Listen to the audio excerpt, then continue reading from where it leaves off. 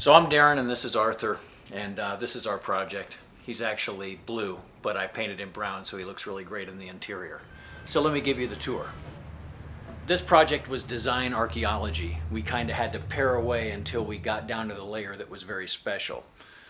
Popcorn ceiling, 80s looking interior changes made it pretty easy to go for a bold move. So we tore the ceiling out, tore off drywall off the walls, found out that plaster had rotted off the walls, and we got to go for a really bold exposed interior look. This is my weapon of choice. Black pen, only black pen. And I use a sketchbook. I'm a total analog guy. So all of this all started on the pages of this, where I scrawl my ideas. So this is the underside of the catwalk, the preliminary sketches, deciding how I was going to do it. After I flesh it out on paper, I came in the next day and I built that.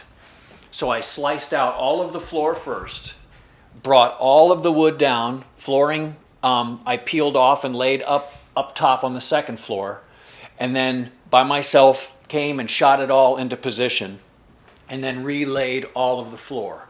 Ironically, after it was all done, I had one board left that was about this long. That was lucky.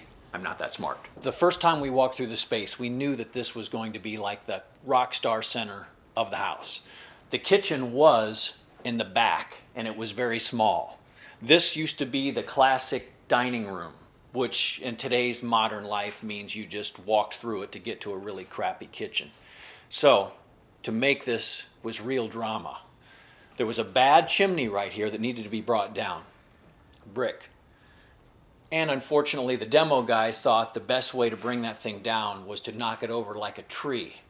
So I came in the last day of the demo, and there literally was a hole in my floor. If this thing would have had 50 more bricks on that old chimney, it would have been in the basement.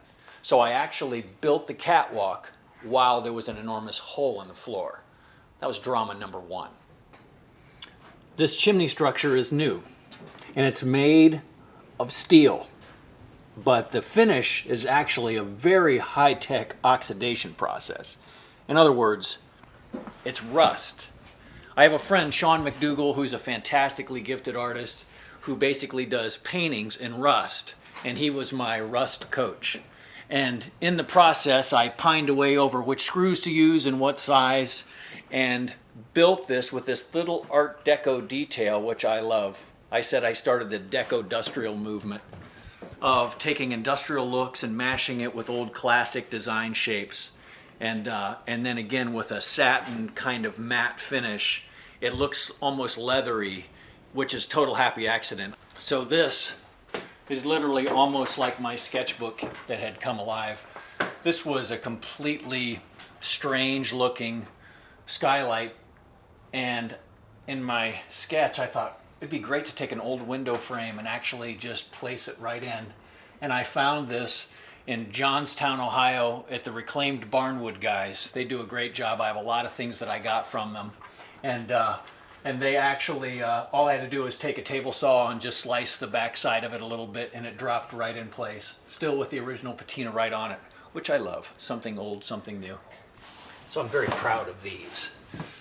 I like to have any patching done with the same species of wood, and we actually were out. There was no more wood that was from the original flooring. So I used the same metal that we made the chimney out of. So this rusted steel, I just laid them in perfectly. So they're very intentional, exposed, but look like they've been there forever. I smile every time I see those. I think they're cool.